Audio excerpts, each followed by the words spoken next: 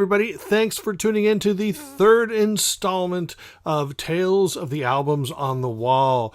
You can't see them here. You can see a few of them there. But, at the intro, you saw them, and I'm doing them in order. Today, the third episode here is Tongue Twister by Shoes. Now, this CD contains their first two Elektra Records albums. This was a pivotal album in my life. I would spend hours after the breakup of my first, real girlfriend. I was 16, I guess. Listening to this and also listening to the Rubinoos.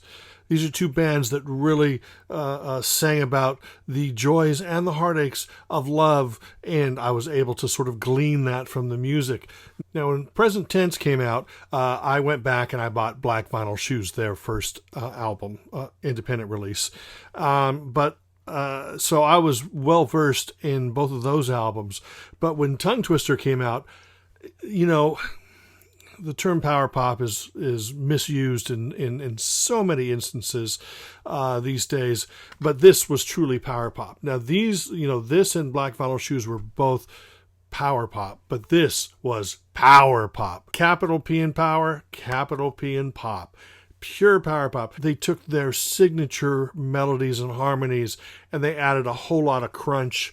In fact, I'm going to show you the track listing down there. I don't know if you're going to be able to see that, but it is an absolutely stellar album. So many great songs in this. It was a different listening experience than Present Tense and Black Vinyl Shoes, but it was very clearly the same band, and they basically just turned everything up, and I hate to use the term, but they rocked out. But the melodies were there. It was such, but by this time I had gotten over that old girlfriend, and I was just back into being a young kid again. 1981 means I was 18, I guess.